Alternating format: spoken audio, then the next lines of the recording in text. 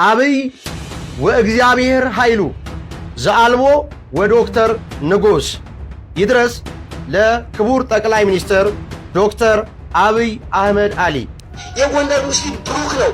ታምር ሰምቶ ኪዳን አድርሶ ማይሌት ሰምቶ ወንጌል ተሰብኮለት ነው። ማታም ቢበላ ቀንም ቢበላ ታምር ሳይሰማ የሚያድርስ ሙስሊም አለ። አንዳንዶቻችሁ የኢትዮጵያ ኦርቶዶክስ ተዋሕዶ ቤተክርስቲያንን የጠቀማችኋት እየመሰላችሁ አውቃችሁም ይሁን ሳታውቁም ይሁን በቅቤ የማይታሽ ያፎ ለምታ። ሰላም ጤና ይስጥልኝ። እንዴት አደራችሁ? እንዴት ዋላችሁ? እንዴት አመሻችሁ? አምላክ በቅዱስ እግዚአብሔር ስሙ ዛሬም ዘወትር የተመሰገነና የተወደሰ ይሁን። አንድ ጥሩ ጉዳይ ስላገኘሁኝ ነው ተመልሼ የመጣሁትኝ። በባለፈው አንድ የዳሰስነው ቪዲዮ ነበረ። በእመቤታችን እናት በሐና ማርያም ተገኝተው ቆሞሱን ብፁዕ አባታችን አቡነ ባስልዮስ እያሉ ሲጠሩ የነበሩ ሰዎች እንግዲህ ይቅርታ ጠይቀዋል። ዛሬ ደብዳቤ አስገብተዋል። ይቅርታውም እንግዲህ አቡነ ሕርያቆስ አባታቸው ወይ ደግሞ አስተዳደር አካላት ይቅርታውን ተቀባይነት እንዳገኘም ዘግበዋል። ምን ይመስላል የሚለውን ነገር የምንመለከተው ነው የሚሆነው። ጊዜ ሲኖረን ደግሞ ካለን ደግሞ የምናያቸው አንዳንድ ጉዳዮች አሉ። በተለይ ደግሞ ከኦሮሚያ ውስጥ ሳይሆኑ የኦሮሞ የግብረ ሰዶማውያን ቸርች ተከፍቷል እና እነሱንም እናያለን። ይሄን ነገር ከብሔር ጋር ለማታገናኙ ተስፋ ስለማድረግ ነው እንደዚህ ብላችሁ እንትኑ ራሱ የገጹ ራሱ የሚለው ኦሮሚያ ነው የሚለውና ኦሮሞ ነው የሚለውና እስቲ እናየዋለን ጊዜ ካለን። ለማንኛውም ከዚህ እንጀምር። ከዚህ ከመጀመራችን በፊት ትናንትና የሰራሁት ቪዲዮ ላይ ኮሜንታችሁን አንዳንድ ሰዎች እያየ ነበር። በተለይ ከመምህር ዲያቆን ሄኖክ ጋር በተገናኘ ቪዲዮ ላይም ተናግሬያለሁኝ። ይሄ ቪዲዮ የቆየ ሊሆን ይችላል። ምክንያቱም አስታውሳለሁ ሐዋሳ ላይ የሰጠው ስልጠና ላይ እየሰማሁት ይመስለኛል ይሄን ሀሳብ እና አሁን ተቋርጦ እየተሰራጨ ተቋርጦ እየተመላለሰ ቲክቶክ ላይም ቴሌግራም ላይም እየተመላለሰ ስለሆነ ነው ሀሳቡን ያነሳሁት እንጂ ቪዲዮ የቆየው እንደሆነ አውቃለሁ። ምክንያቱም የሐዋሳ ስልጠና ላይ የማስታውሰው ይመስለኛል ይሄንን ከነህምያ ጋር በተገናኘ ወጣቶች ሰብስቦ ያሰለጠነበት እና ያ ቪዲዮ እንደሆነ አውቃለሁኝ። ግን ሀሳቡ ግን አሁንም ቢሆን ይሄን ይደግፋል ብለው ሰዎች እያሰራጩት ስለሆነ ነው ከዛ አንጻር ሀሳብ የሰጠሁበት። የሆነ ሆኖ እንቀጥል። እንግዲህ ይህ ሊቀ ሕሩያን የሚባለው ሰው እስቲ ጽሁፉ በደንብ ስንገባበት እናያለን ምን አይነት ችግር እንደተፈጠረ። ይህ ሰው በባለፈው ላይ ቆሞሱን ብፁዕ አባታችን እያስባለ አልፎም ተርፈው ደግሞ ዲያቆኑን ማሳረጊያው ላይ በእደ ገብሩ ብሎ ሲል በእደ ገብሩ አትበል ቆሞ አቡነ በል ብሎ አቡነ እንዳስባለው የምንመለከተ ነው። እኚህም ሰው መጋቢ ሐዲስ ሆነው የቤተ ክርስቲያን ትምህርት ወደ ጎን ብለው እንግዲህ ለአስተዳደሩ ለዚህ አካል እያደሩ ናቸው። የሆነ ሆኖ ግን እስቲ ምንድነው የሚለው ነገር ደብዳቤዎችን እንመለከታቸው። በህዳር 23 ቀን እንደምትመለከቱት 2018 ዓ.ም ለብፁዕ አባታችን አቡነ ሕርያቆስ የአዲስ አበባ ሀገረ ስብከት ሀዲያ ስልጤ አህጉረ ስብከት ሊቀ ጳጳስ አዲስ አበባ ይላል እንደምትመለከቱት ማለት ነው። አዲስ አበባ ሚዲያ ነው ይህን ፖስት ያደረገው አሁን ከደቂቃዎች በፊት። በአዲስ አበባ ሀገረ ስብከት በንፋስ ስልክ ላፍቶ ክፍለ ከተማ በፉሪ ጽርሐ ንግሥት ቅድስት ሐና ቤተክርስቲያን የቅድስት ሐና ዓመታዊ በዓል ላይ በዕለቱ እንግዳ ለመጋበዝ የተደረገውን የህዝብ የማስተዋወቅ ሳከናውን ያለፈውን የትምህርታቸውንና ህይወት ተሞክሮ ስናገር ከአውዱ ውጪ የሆነ መልእክት ቀኖና ቤተክርስቲያን በመጣስ ብፁዕ አባታችንና ጳጳስ ብዬ በመድረኩ ላይ በመናገሬ ቀኖና ቤተክርስቲያን የጣሰ በመሆኑ ቤተክርስቲያንና አማኞቿ ምዕመናን ጥልቅ መጸጸትን ስለተሰማኝ ይቅርታ እንዲደረግልኝ በቤተክርስቲያን ስም እጠይቃለሁኝ። የብፁዕነቱ ቡራኬ ይድረሰኝ ይላል ሊቀ ሕሩያን ዳዊት ታደሰ የንፋስ ስልክ ላፍቶ ክፍለ ከተማ ቤተ ክህነት ጽሕፈት ቤት ስራ አስኪያጅ ሆኖ ነው እንግዲህ እንደዚህ ያደረገው። ሁለተኛው ሰው ደግሞ ይህ ነው እንግዲህ ነው የምትመለከቱት። ለብፁዕ አቡነ ሕርያቆስ የአዲስ አበባ ሀዲያ ስልጤ አህጉረ ስብከት ሊቀ ጳጳስ በቀን 25/03/2018 ዓ.ም አንደኛው በ23 የላከው አንደኛው በ25 የላከው አዲስ አበባ ጉዳዩ ይቅርታ መጠየቅን ይመለከታል። የንፋስ ስልክ ላፍቶ ክፍለ ከተማ ቤተ ክህነት ስራ ስር በሚገኘው የፉሪ ጽርሐ ንግሥት ቅድስት ሐና ቤተክርስቲያን ዓመታዊ ክብረ በዓል ላይ አያሌ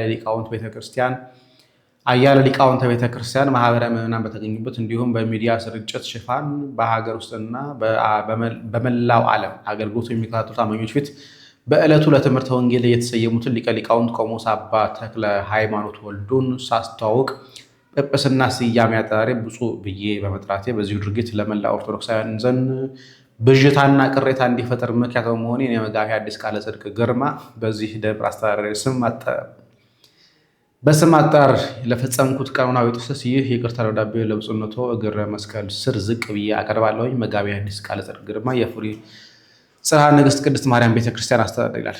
እንግዲህ ያሳዝናል። በእርግጥ ለምን ይቅርታ እንደጠየቁ እስካሁን ድረስ አልገባኝም። ስህተት ነው ብሎ ቢያምኑ ኖሮ መጀመሪያውኑ ይቅርታ ወዲያውኑ ይሉ ነበረ። ነገር ግን አስተዳደራዊ ጫና ስለመጣባቸው ሊቃነ ጳጳሳት ምን ታውቃላችሁ፣ በጵጵስናቸው ስለማይቀልዱ በመንበራቸው ስለማይቀልዱ ነው። ለማንኛውም ዝርዝሩን ጉዳይ እንመልከት። ራሱ አዲስ አበባ ሀገረ ስብከት በገጹ ላይ የለጠፈው ነው። እንዲህ ይላል። ከቀኖና ቤተክርስቲያን ውጭ ቆሞሱን ጳጳስ በማለት በአውደ ምሕረት የተነገሩት ሊቀ ሕሩያን ዳዊት ታደሰና መጋቢ ሐዲስ ቃለ ጽድቅ ግርማ ይቅርታ ጠየቁ ይላል። ኢትዮጵያ ኦርቶዶክስ ተዋሕዶ ቤተክርስቲያን አዲስ አበባ ሀገረ ስብከት ሚዲያ ህዳር 26 2018 ዓ.ም በኢትዮጵያ በኦርቶዶክሳዊ ተዋሕዶ ቤተክርስቲያን ትውፊት መሰረት ሀብታተ ቤተክርስቲያን ከሚባለው መካከል በዘር የማይሰጥ በብሔር የማይታደል ስጋዊ ደማዊ በሆነ ድምፅ ብልጫ የማይገኝ ልሆን ስላሉ የማይሆኑት አልፈልግም ስላሉትም የማይቀየር በመንፈስ ቅዱስ መራጭነት እንደ ቸርነቱ ለተገባቸው በአካል ብቻ የሚሰጣቸው ሀብተ ክህነት ዋነኛውን ይላል።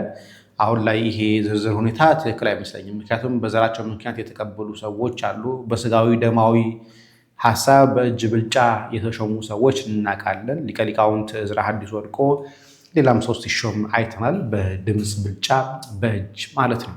ስለዚህ እንደ ትምህርት ቤተክርስቲያን ትምህርት እውነት ነው፣ ሀሳቡ ትክክል ነው። በተግባር ግን እየኖርን ነው ወይ አይደለም፣ ሌላም ጥያቄ ምልክት መግባት አለበት። ይህ ሀብተ ክህነት ደግሞ ሐዋርያዊት በሆነች ኦርቶዶክሳዊት ተዋሕዶ ቤተክርስቲያናችን ክብረ ክህነትን በቀኖና ጠብቃ ከትውልድ ትውልድ አልፋ ከዚህ እንደደረሰች የመጣችበት ጉዞ ታሪክ ያመለክታል። ሰሞኑን ሊቀ ሕሩያን ዳዊት ታደሰ በአዲስ አበባ ሀገረ ስብከት በንፋስ ስልክ ላፍቶ ክፍለ ከተማ ቤተ ክህነት ጽሕፈት ቤት ስር ዋና ስራ አስኪያጅ እና መጋቢ ሐዲስ ቃለ ጽድቅ ግርማ የፉሪ ጽርሐ ንግሥት ቅድስት ሐና ቤተክርስቲያን አስተዳዳሪነት በቀኖና ቤተክርስቲያን ቆሞስን ጳጳስ በማለት በአውደ ምሕረት የተናገሩት የቀኖና ጥሰት የተለያዩ ማህበራዊ ሚዲያ ሲመላለሱ መክረው በዚህ የቤተክርስቲያን አባቶች ለምን ዝም አሉ የሚል ሀሳቦችን ሲቀርቡለት መሰንበቱ የሚታወስ ነው። እንግዲህ መጀመሪያ ላይ ወደ ሚዲያ መጣሁትኝ እኔ ነኝ። በተለይ ደግሞ ይህንን ቪዲዮ ጥቆማ ይሰጠኝና ያመላከተኝ ወንድሜ በእውነት ከልብ አመሰግናለሁኝ። እግዚአብሔር አምላካችን ይስጥልን፣ እግዚአብሔር አክብርልን። ይኸው በአንተ ምክንያት ቪዲዮ ታይቶ ይቅርታ እንዲጠይቅ ስላደረገ እንግዲህ እሱ ነው ቋርጦ ኧረ ጸግሼ ይህን ነገር ተመልከተው አለኝ። እኔም ወደ ሚዲያ መጣሁትኝ። ከዛ ላይ የሚመለከታቸው ለነዘመድኩንም ለተለያዩ ለነቀሲስም ላኩላቸውኝ። ብዙዎችም ደግሞ ይህን ነገር አራከቡት። ስለዚህ መፍትሄ መጣ ማለት ነው። ምክንያቱም የቤተክርስቲያን ስርዓት ሲጣስ፣ ቀኖና ሲጣስ ዝም ብለን የምንል ከሆነ ነገ ተከሳሽ ተወቃሽ የምንሆነው በቤተክርስቲያናችን አንደኛው እኛ ጥፋት ላይ ያለን ስለምንሆን ማለት ነው እና ሁሌም ቢሆን ስንናገር በተለይ ደግሞ እንደዚህ ብትሰሙና ቶሎ ማረም የሚስተካከሉ ነገሮች ለማስተካከያ ብትሰጡ እንዴት ደስ ባለ መሰላችሁ። ብፁዕ አቡነ ሕርያቆስ ሊቀ ጳጳስ የሚመራው አዲስ አበባ ሀገረ ስብከት ባካሄዱ መደበኛ አስተዳደር ጉባኤ ሊቀ ሕሩያን ዳዊት ታደሰና መጋቢ ሐዲስ ቃለ ጽድቅ ግርማ ህዳር 11 ቀን 2018 ዓ.ም በአዲስ አበባ ሀገረ ስብከት በፉሪ ጽርሐ ንግሥት ቅድስት ሐና ቤተክርስቲያን ዓመታዊ በዓል ላይ ዓመተ ትምህርተ ወንጌል ለመስጠት የተጋበዙት ሊቀ ሊቃውንት ቆሞስ አባ ተክለ ሃይማኖት ወልዱና የዳግማዊ ምኒልክ መታሰቢያ ታዕካ ነገሥት በዓታ ለማርያም ገዳም አስተዳደር የቅዱሳት መጽሐፍ ትርጓሜና የቅኔ መጽሐፍት ቀኖና ውጭ ጳጳስ የቅኔ መምህር ከቀኖና ውጭ ጳጳስ ብፁዕ አባታችን በማለት መጥራታቸውን በማስረጃ የተረጋገጠ ጉዳዩን በጥልቀት ተመልክቷል። በመሆኑም ከላይ የተጠቀሰው መልኩ ሀገረ ስብከቱ አስተዳደር ጉባኤው በሰፊው ውይይት ያደረገ ሲሆን በጉዳዩ ተጠቃሽ የሆኑት ሊቀ ሕሩያን ዳዊት ታደሰና መጋቢ ሐዲስ ቃለ ጽድቅ ግርማ በአካል እንዲቀርቡ ተደርጓል። ስለዚህ በአካል ቀርበው ተጠርተው ጉዳዩ እንዲያብራሩ ማለት ነው። ሊቀ ሕሩያን ዳዊት ታደሰና መጋቢ ሐዲስ ቃለ ጽድቅ ሊቀ ሊቃውንት ቆሞስ አባ ተክለ ሃይማኖት ወልዱና ታዕካ ነገሥት በዓታ ለማርያም ገዳም አስተዳደር ከቀኖና ውጭ ጳጳስ ብፁዕ አባታችን በማለት መጣታቸውን ድርጊቱን የመፈጸማቸውን አምነው ይሁን እንጂ ከተፈጸመው የቀኖና ጥሰት ጀርባ የመድረክ አጠቃቀም ችግር እንጂ ሌላ ተልእኮና ዓላማ እንደሌላቸው ለጉባኤው ገልጸዋል። ይሄ በጣም ወፍራም ሐሰት ነው። በነገራችን ላይ ተልእኮም አላቸው። ቤተክርስቲያን በይፋ ያወገዘችውን አካል ስልጣነ ክህነቱ ጵጵስናው ተነስቶ የጫካ ጵጵስና ስለነበር የውንብድና ጵጵስና ስለነበር የተነጠቀን ሰው ብፁዕ አባታችን አቡነ ባስልዮስ ሊቀ ሊቃውንት ቆሞስ እየተባለ እየተጠራ ምንም ከጀርባው የለም የሚባል ነገር አይደለም። መድረክ አጠቃቀምም አይደለም። ማትረፍ መድረክ አጠቃቀም አይደለም። ዲያቆኑ በእደ ገብሩ ሲል እደ ገብሩ አትበል ጳጳስ በል እያስባለ እየተናገረ የመድረክ አጠቃቀም ነው ሊሉን አይችሉም። ሆን ተብሎ እየተደረገ ነው። መጋቢ ሐዲስም በነገራችን ላይ ከዛ በኋላ ሀሳብ የቀየሩት መጀመሪያ ላይ ሊቀ ሊቃውንት ነበር ያሉት የነበረው መምህር ሊቀ ሊቃውንት ቆሞስ ነበር ያሉት የነበረው። ከዛ በኋላ ግን የዋናው ስራ አስኪያጅ ግን ብፁዕ አባታችን ጳጳስ እገሌ እያለ ሲናገር ነው። ሁለተኛው ላይ ትምህርት ካስተማረ በኋላ ብፁዕ አባታችን እያለ ሲናገር ነበር። መጀመሪያውኑ ያበላሸው ዳዊት የተባለው ሰው። ስለዚህ ሆን ተብሎ የተደረገ እንጂ እንዲሁ ድንገት መድረክ አጠቃቀም ላይ መድረክ አጠቃቀም ማንንም ሰው ጳጳስ አንለው ማለት ማንንም ሰው እንትን አንለው። ሆን ተብሎ ምናልባት ነገ ይሾማል የሚል ነገ ሲሾም ቦታ አገኝበታለሁ በሚል እሳቤ ውስጥ ካልሆነ በስተቀር አክለውም የተፈጸመውን ድርጊት ስህተተኞች መሆናቸውን ጠንቅሰው ይቅርታ እንዲደረግላቸው በጉባኤው ፊት የጠየቁ ሲሆን በጽሁፍም በይቅርታ ደብዳቤም አስገብተዋል። ብፁዕነታቸው የሚመራው የሀገረ ስብከት አስተዳደር ጉባኤም በገዛ ደግሞ ያጃትን የእግዚአብሔር ቤተክርስቲያን ጠብቋት ዘንድ መንፈስ ቅዱስ ከእናንተ ጳጳሳት አድርጎ ለሾመባት ለመንጋ ሁሉና ለራሳቸው ተጠንቅቁ የሚላል የሐዋርያት ሥራ ምዕራፍ 20 ቁጥር 28 ላይ ጠቅሰው የሚለውን የሐዋርያት ትእዛዝ መርህ በማድረግ ብፁዕነታቸው ብሎም የሀገረ ስብከቱ ቤተክርስቲያን የሰጠችው ኃላፊነት መወጣት እንዳለበት በማመን ከጉዳዩ ላይ ሰፊ ውይይት አድርገዋል። በተለይም ሁሉ በአግባቡና በስርዓት ይሁን አንደኛ ቆሮንቶስ ምዕራፍ 14 ቁጥር 40 ላይ ብላ የምታስተምር ወዲህ ደግሞ ከተጻፈው አትለፍ አንደኛ ቆሮንቶስ ምዕራፍ 4 ቁጥር 6 ላይ ብላ የምታስጠነቅቅ ቤተክርስቲያን ሁሉ በልኩና በተቀመጠው ስርዓት መፈጸም እንዲገባ ዘወትር ትምህርታም ሆኖ ጉባኤው አስታውሷል። በተለይ ፍትሐ ነገሥት አንቀጽ 9 ቁጥር 292 ላይ ሁሉም እያንዳንዱ የተሰጠው ማዕረግ ይኖር፣ ከእናንተ ወገን አንድስ እንኳን ያልተሰጠውን የባልንጀራውን ማዕረግ አይቀማ በሚለው መመሪያ ገዢና ትውፊታዊ መሆን በመጥቀስ ከዚህ እውነት መገዛት እንደነበረባቸው በስፋት ተነስቷል። በመሆኑም ጥፋቱ በቀጥታ ቀኖናዊ ጥሰት የጣሰ ሌሎችን በር የሚከፍት ቅዱሱን አውደ ምሕረት ከስርዓት ውጭ ላልተገባ ጉዳይ በመጠቀም የሚሉ ጥፋቶች መፈጸማቸውን ጉባኤው አረጋግጧል። እግዚአብሔር ይስጥልን። እኛ የምንለው እሱ ነው። አውደ ምሕረቶቻችን የተከበሩ ቅዱስ ዮሐንስ አፈወርቅ የቆሙበት፣ ቄርሎስ የቆሙበት አውደ ምሕረት ነው። አውደ ምሕረቶቻችን ይከበሩልን ነው እያልን ያለን። እኛም ይሄ አረጋግጠውልናል። እግዚአብሔር ይስጥልን፣ እግዚአብሔር ያክብረልን። ይሁንና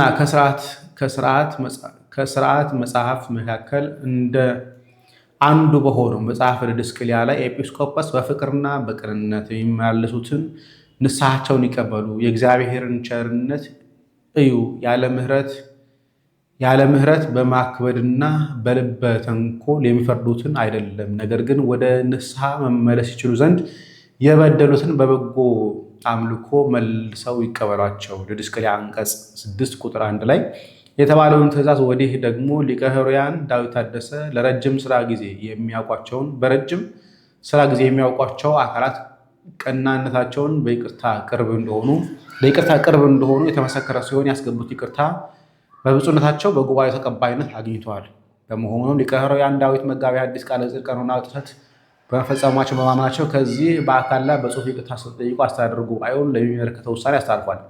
አንደኛ ከብፁዕ ሀገረ ስብከት ሊቀ ጳጳስ ቀኖና እንዲቀበሉ፣ ደግ የጽሁፍ ማስጠንቀቂያ እንዲሰጣቸው፣ ደግ ሀገረ ስብከቱ ሚዲያ በይፋ ቤተክርስቲያንና ማህበረ ካህናቱ እንዲሁም ምዕመናን ይቅርታ እንዲጠይቁ በማለት ውሳኔ ያስተላልፈዋል። እግዚአብሔር ይስጥልን። ሶስተኛው የተግባር አይተገበርም፣ ያው ጥያቄ ምልክት ስለሆነ ምክንያቱም ብፁዓን አባቶቻችን እንኳን ሶስቱ እንኳን ይቅርታ ወጥተው ይቅርታ ትምህርት የስህተት ትምህርቱን እንዲያርሙ ተነግሯቸው እንኳን እስካሁን ድረስ በሚዲያ ወጥተው ይቅርታ ስላልጠየቁ ወይ ደግሞ ስላላስተካከሉ ማለት ነው ይፈጸማል አይፈጸምም እርግጠኛ አይደለሁም። አስተዳደር ጉባኤው አያይዞ በሀገረ ስብከቱ ለሚገኙ ሁሉም የስራ ኃላፊዎችና አገልጋዮች ስርዓተ ቤተክርስቲያን አስጠብቀው እንዲያገለግሉ ያሳሰበ ሲሆን ይህን በማይፈጽሙና በማያስፈጽሙ አገልጋዮች ላይ ክትትልና ቁጥጥር በማድረግ አስተዳደራዊ እርምጃ መውሰድ ጭምር ስርዓተ ቤተክርስቲያንን ከመቼውም ጊዜ በላይ እንዲያስጠብቁ ውሳኔ ገልጿል። አዲስ አበባ ሀገረ ስብከት ሚዲያ ስለ አንዲት ኦርቶዶክስ ቤተክርስቲያን እንጮሃለን ይላል። እሱ እንኳን ጥያቄ ምልክት ነው፣ ምክንያቱም ብዙ ጊዜ እንደዛ ስለማታደርጉ። የሆነ ሆኖ ጥሩ ነው ይቅርታ መጠየቃቸው። እንዳኳቸው ስልጣነ ክህነታቸው ሲነካባቸው ሁሉም የሚጮሁ ስለሆኑ ጥሩ ነው። ከዛ ውጭ በጣም ያሳቀኝ አንድ አሁን ከደቂቃዎች በፊት እሱም ከደቂቃዎች በፊት የወጣ ነው። ቴክቫም ዘግቦታል። ታዬ ደንዳ እንደምታውቁት 7 ዓመት ከ2 ወር ፍርድ ተፈረደበት አሉ። ምን ተብሎ ተፈረደበት? ቤት ውስጥ መሳሪያ በማስቀመጥ መሳሪያ አስቀምጠው ክርስቲያኖችን የሚገድሏቸውን ዝም እያሉ መሳሪያ እየዘረፉ ኦርቶዶክሳዊ የሚጨፈጭፉት ምንም ሳይባሉ ቤትህ መሳሪያ ተገኝቷል፣ ህገወጥ መሳሪያ ተይዞብሃል ተብሎ 7 ዓመት ከ2 ወር ግን ተፈርዶበታል። ያስቃል። አስቂኝ መንግስት ነው። እስቲ ወደ ቅድም እንዳልኳችሁ ይሄንን ገጽ ላስመልክታችሁ። ይሄ ገጽ እንግዲህ እንደምትመለከቱት የፌስቡክ ገጽ ነው። ኦሮሞ ኤቫንጀሊካል ቸርች ኦፍ ካልጋሪ ይላል። ካናዳ ያለ ነው። እኔ አይደለሁኝም ቅድም ኦሮሞ ስላችሁ እንትን አይመስላችሁ። እዚህ ጋር ኦሮሞ ኤቫንጀሊካል ቸርች ኦፍ ካልጋሪ የሚለው ያው ስኬጁላቸው እዚህ ጋር እንደምትመለከቱት በኦሮምኛ ተቀምጧል። አካ አየና ዋቆ ቢራና እያለ ኦሮምኛቸውን ጽፏል። ቪዥናቸው እንዳለ ተጽፏል። እዚህ ጋር እንደምትመለከቱት ይሄ ገጽ ፎቶ ክፍል ላይ ልግባ። አንዴ የፎቶ ክፍል ላይ ልግባና ላሳያችሁ። እንግዲህ ፕሮቴስታንት ናቸው። ኦርቶዶክስ እንዳልሆነ እንደማታደርጉ ተስፋ አደርጋለሁ። ፕሮቴስታንት ናቸው። ቸርቻቸው ውስጥ የግብረ ሰዶማውያን ባንዲራ ሰቅለው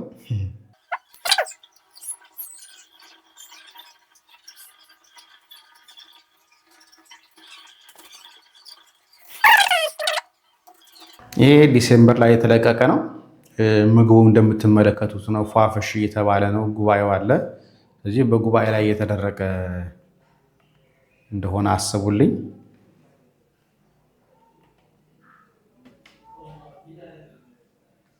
ይኸው እያስተማረ ነው።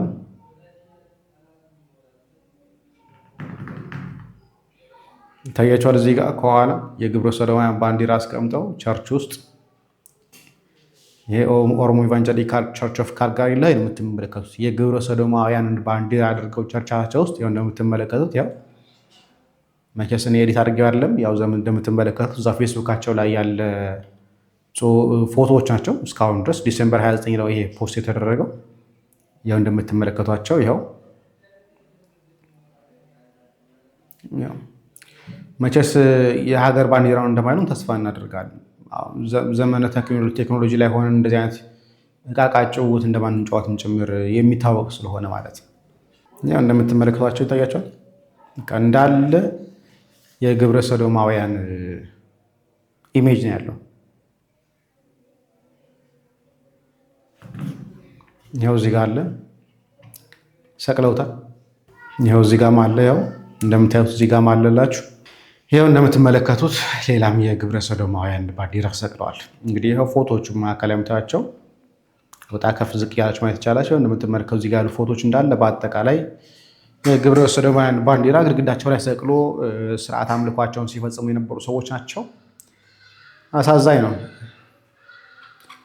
ከዛ በተጨማሪ እንግዲህ የወንድማችን ዲያቆን ዮሴፍ ፍስሐ ጉዳይ ነው። ዛሬ ይፈታል። ትናንትና ፍርድ ቤት ይፈታ ብሎ ነፃ ለቆ ነበረ በ20 ሺህ ብር ዋስትና ይመስለኛል። 20 ሺህ ብር ነበር ካልተሳሳትኩኝ። እንግዲህ ያ ዋስትና ይጠበቃለታል ተብሎ ሲታሰብ፣ ነገር ግን ድጋሚ ሀሳባቸውን ቀይረው ተጨማሪ ቀን ቀጠሮ ሰጥተውታል። ለቀጣይ ማክሰኞ ማለት ቀጣይ ማክሰኞ ነው እንግዲህ ቀነ ቀጠሮ የተሰጠው ማለት ነው። ያሳዝናል። እሺ እንደው ከዚህ ጋር አያይዘን አንዳንድ ቪዲዮዎች እንመልከትና እንመለስ። የጎንደር ሙስሊም ብሩክ ነው። ታምር ሰምቶ ኪዳን አድርሶ ማይሌት ሰምቶ ወንጌል ተሰብኮለት ነው። ማታም ቢበላ ቀንም ቢበላ ታምር ሳይሰማ የሚያድርስ ሙስሊም አለ?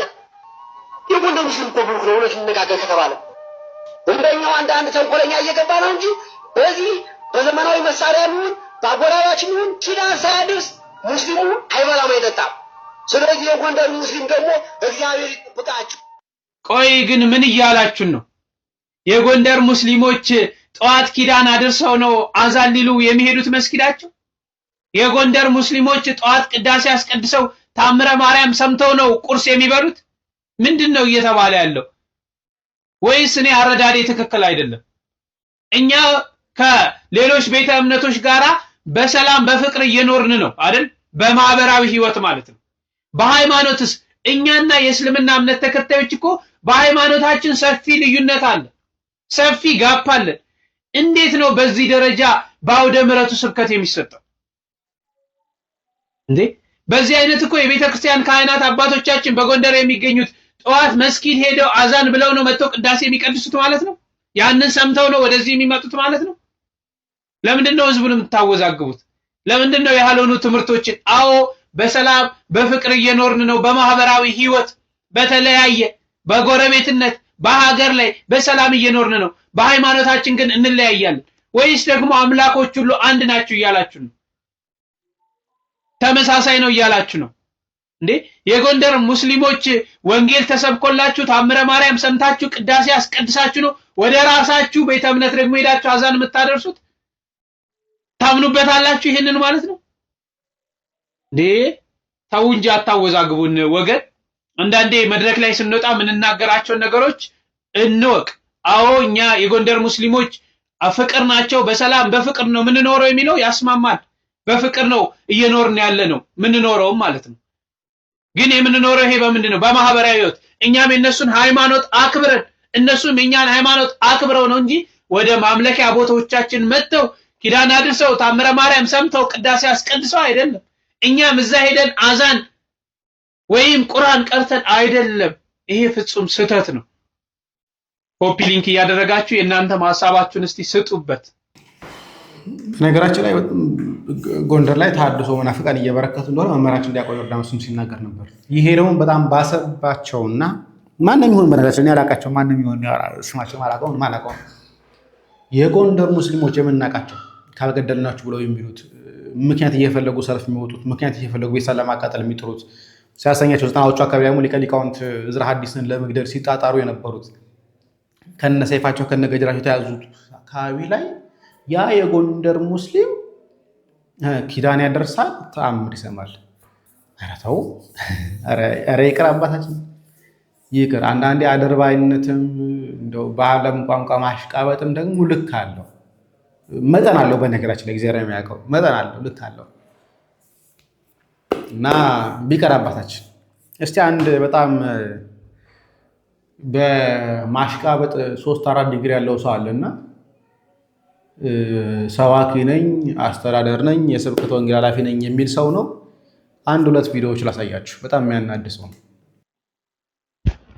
አብይ ወእግዚአብሔር ኃይሉ ዘአልቦ ወዶክተር ንጉስ ይድረስ ለክቡር ጠቅላይ ሚኒስትር ዶክተር አብይ አህመድ አሊ የኢትዮጵያ ጠቅላይ ሚኒስትር፣ የኢትዮጵያ መከላከያ ሰራዊት ጠቅላይ ኤታማዦር ሹም፣ የሰላም የዓለም የሰላም የኖቤል ተሸላሚ። እኔ መጋቢ ሃይማኖት መምህር ሳሙኤል ተክለማርያም እባላለሁ። በኢትዮጵያ ኦርቶዶክስ ተዋሕዶ ቤተክርስቲያን በአዲስ አበባ ሀገረ ስብከት የአንድ ካቴድራል ሰባኪ ወንጌልና የዚች ሀገር ወጣት ዜጋ ነኝ። ክቡር ጠቅላይ ሚኒስትራችን እርሶ ለውጡን ይዘው በመጡ ጊዜ ከእርሶ ጋር አብሮ የቆሰለ ከእርሶ ጋር ለውጡን የዘመረ የሰበከ አሁን በመግቢያ ላይ የተናገርኩትን ቅኔና መልእክት ምስጋና ያቀረበ ኦርቶዶክሳዊ በየቦታው እየተገኘ እየተገደለ ነው። በአርሲና በሽርካው በዛ አካባቢ ያሉ ኦርቶዶክሳውያን አንገታቸውን ዛሬ በሌሊት በተደራጁ ማንነታቸውና ምንነታቸው ባልታወቀ ጨለማ በለበሱ የእኩይ ጥፋት በሚፈጽሙ ሰዎች ህይወታቸው እያለፈ ይገኛል። ክቡር ጠቅላይ ሚኒስትር እርሶ የሁሉም የሃይማኖቶች ጠቅላይ ሚኒስትር እንደመሆኖት፣ እርሶ የኢትዮጵያ ብሔር ብሔረሰብ ጠቅላይ ሚኒስትር እንደመሆኖት፣ የሁሉም ህብረተሰብ የሁሉም ዜጋ አባት እንደመሆኖት መጠን እኛም ኦርቶዶክሳዊ እንደመሆናችን መጠን እኛም እንደ አንድ ሀገር ዜጋ የእርሶን አባትነት ፍትህ እንጠይቃለን። የአባትነት ፍትህ እንጠይቃለን። በየቦታው የሚገደሉት የዚች ሀገር ዜጎች ስለሆኑ የዚች ሀገር ዜጎች ደግሞ ተጠሪነታቸው በቀጥታ ለእርሶ ስለሆነ በየቦታው በአርሲ የሚገደሉትን ኦርቶዶክሳውያን ደማቸው በከንቱ ፈሶ እንዳይቀር ደማቸው እንደ አቤል ፍትህ እያለ እየተጣራ ስለሆነ ገዳዮቻችን ለፍትህ ቀርበው ተገቢውን እርምጃና ቅጣት እንዲወሰድባቸው ስል በአንድ የኢትዮጵያ ኦርቶዶክስ ተዋሕዶ ቤተክርስቲያን ሰባኪና የአንድ የኢትዮጵያ ዜጋ ወጣት ዜጋ እንደመሆኔ እጠይቃለሁ። ክቡር ጠቅላይ ሚኒስትራችን ከእርሶ ጋር አብሮ የቆሰለ ከእርሶ ጋር ትናንትና በየአደባባዩ ለውጡን የዘመረና የሰበከ ኦርቶዶክሳዊ በአርሲና በሽርካ አንገቱ እየተቆረጠ እየተገደለ ይገኛል። ስለዚህ ኦርቶዶክስ ሀገር ናት ብለው እንደነገሩን ኦርቶዶክስ ሀገር ናት ብለው እንደሰበኩን ስለዚህ እንደ አባትነት የአባትነት ድርሻዎቱን ተወጥተው ገዳዮቻችንን ለፍትህ የሕግ የበላይነት እንዲያስከብሩልን ስንል በቀጥታ ለርሶ እናመለክታል፣ አቤቶታችንን እናቀርባለን። እንግዲህ ገዳዮቻችን እነሱ መሆናቸው ተረስቶ እየገደሉን ያሉት እነሱ መሆናቸው ጠፍቶበት ራሱን እንግዲህ መጋቢ በርግጥ ቤተክርስቲያን ችግር ይሰጣል ክብር ስም መጋቢ ሐዲስ ተብሎ መጋቢ ሃይማኖት ተብሎ ብቅ ብሎ መጥቷልና አንዱ በጣም ካሳቀኝ ነገሮች መካከል ላይ አንድ የሰራሁትን ቪዲዮ አምጥቶ ለመተቸት ሞክሯል። እስልምና ያውቃሉ ያላቀ መጋቢ ሃይማኖት እኔ ሁሉንም ሃይማኖት ቢያቅ ጥሩ ነው እያሰባለሁ። መጋቢ ሃይማኖት ነው ባለው ፊት አውቆ ለይቶ ማቅረብ ቢችል እሰየው ነበር። ግን እስቲ የሚለውን ነገር እንስማ። ሁለት ሰዎች ወደ ቤተ መቅደስ ገቡ። አንደኛው ፈሪሳዊ፣ አንደኛው ደግሞ ቀራጭ ነበረ። ይህንን ታሪክ ያስተማረው የተናገረው ጌታችን መድኃኒታችን ኢየሱስ ክርስቶስ በዚህ በሉቃስ ወንጌል ምዕራፍ 18 ከቁጥር 9 እስከ 14 ላይ ተመዝግቦ የምናገኘው ታሪክ ነው። አሁን ስለ ሁለቱ ሰዎች ሳይሆን ልነግራችሁ የፈለኩት ከዚህ ቀጥሎ ላስቀምጥላችሁ እናንተ እንድትመሰክሩ እናንተ ደግሞ ሂስ እንድትሰጡበት ከዚህ ቀጥሎ ሁለት ቪዲዮዎችን አስቀምጥላችሁና እነዚህን ቪዲዮዎች አይታችሁ እናንተ ትመሰክራላችሁ።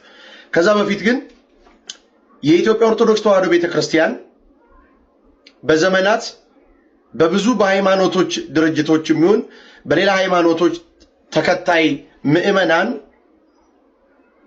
የተከበረች የተፈራች የታፈረችና በብዙ መንገድ የኢትዮጵያ ኦርቶዶክስ ተዋሕዶ ቤተክርስቲያን ቀዳሚ ተደርጋ ትወሰዳለች። ነገር ግን አንዳንዶቻችሁ የኢትዮጵያ ኦርቶዶክስ ተዋሕዶ ቤተክርስቲያንን የጠቀማችኋት እየመሰላችሁ አውቃችሁም ይሁን ሳታውቁም ይሁን በቅቤ የማይታሽ የአፎ ለምታ ሲይዛችሁ ይታያል። ይሄ የአፎ ለምታ ደግሞ የኢትዮጵያ ኦርቶዶክስ ተዋሕዶ ቤተክርስቲያን በሌሎች ሃይማኖቶች ተከታዮች ዘንድ ያላትን ከበሬታና ፍቅር ይቀንሳል። የትኛው ሙስሊም ነው ግን የኦርቶዶክስ ቤተክርስቲያን የሚያከብረው? እስቲ የትኛው ሙስሊም ሆኖ ነው ቤተክርስቲያንን አክብሮ እየኖረ ያለ? ጊዜ ማጣት ካልሆነ በቀር አሊያም መጽሐፍቶቻቸውን ባለማወቅ ካልሆነ በቀር የትኛውም ሀገር ላይ ሙስሊም ሆኖ ክርስቲያኑን አያከብርም። ሙስሊም ሆኖ ክርስቲያኑ የሚያከብር ከሆነ የሚጣላው መጀመሪያ ከቁርአኑ ጋር ነው። ከቁርአኑ ሲያልፍ ደግሞ ከሐዲሱ ጋር ይጣላል። በኋላ ማስረጃ እናያለን። ወደዳችሁም ጠላችሁም እቺ ቤተክርስቲያን ብዙዎች የሚያከብሯት ብዙዎች እንደ አራያ የሚቆጥሯት ናት። እንኳን በ40 እና በ80 ቀን አጥምቃ የሥላሴ ልጅነት የሰጠችው ቀርቶ በሌላ የሃይማኖት ተከታዮች ዘንድ እንኳን የኢትዮጵያ ኦርቶዶክስ ተዋሕዶ ቤተክርስቲያን በጣም የምትከበር ናት። ግን ሳናውቅ የምንናገረው ዳሂፀ ልሳን ቤተክርስቲያኒቷን ይበልጥ እያስጠላት በሌሎች ዘንድ የተጠላች እንድትሆን ያስደርጋታል። ስለዚህ እንድትጠነቀቁ ነው ልነግራችሁ የፈለኩት። እስኪ እነዚህን ሁለት ቪዲዮዎች እኔና እንመልከት ተራ በተራ። ሙስሊሞች አራጆች እንደሆኑ ይታወቃል። እስልምና አራጅነት ነው ሁሌም የምናገረው። ካነሁ ላ ያዕኒና የማይመለከተን ይመስላል። እንዴት ነው የማይመለከትህ? እምነታቸው የፈለገ ይሁን፣ ኦርቶዶክስ ይሁኑ፣ ፕሮቴስታንት ይሁኑ፣ አይሁድ ይሁኑ፣ እምነት የለሽ ይሁኑ፣ ሰዎች አይደሉም ወይ? አላህ ስብሓነሁ ወተዓላ እኮ ወላ የቅቱሉነ ነፍሰ አለቲ ሐረመ አላህ እኮ ነው ያለው። ነፍስ ነው ያለው እንጂ ነፍስ ሙስሊም አላለም። ነፍስ ካፍር፣ ነፍስ ብቻ ነው ያለው አላህ ስብሓነሁ ወተዓላ። ነፍስ እንዴት ነው ዝም የምትለው? እንዴት ነው የማታወግዘው? እንዴት ነው የማታስቆመው? እንዴት ነው የማንቃወመው? እንግዲህ እንደሰማችሁት ሁለቱንም ቪዲዮዎች እንደሰማችኋቸው ለዚህ ነው አንዳንድ ሰዎች ሳይገባችሁም ይሁን ገብቷችሁ ቤተክርስቲያኒቷን ከፖለቲካ ጋር፣ ቤተክርስቲያኒቷን ከሆነ ማህበር ጋር፣ ቤተክርስቲያኒቷን ከሆነ ድርጅት ጋር አገናኝታችሁ ለቤተክርስቲያን ተቆርቋሪ መስላችሁ የምትሰሩት ቪዲዮ የምትሰጡት መግለጫዎች ቤተክርስቲያኒቷን በሌሎች የሃይማኖት ተከታዮች ዘንድ ይበልጥ እንድትጠላ ያደረጋት። ቤተክርስቲያን ሁሉንም የምትወድ የምታከብር የምታቅፍ የኖህ መርከብ ናት። ነገር ግን አንዳንዶቻችሁ የምትሰሯቸው ኮንተንቶች ምን ሊያመጣ እንደሚችል ቀድማችሁ የምትገምቱ አይመስለኝም። በሰው ሞት፣ በሰው ግድያ፣ ውስጣቸው የተነኩ የሌላ የሃይማኖት ተከታይ ሰብአዊ ነገር ውስጣቸው ነክቷቸው የሰሩ ብዙ ወንድሞች አሉ።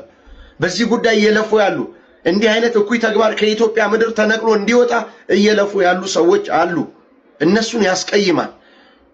ዝም ብላችሁ ሙስሊምነት ማለት ክርስቲያን መግደል ነው አትበሉ።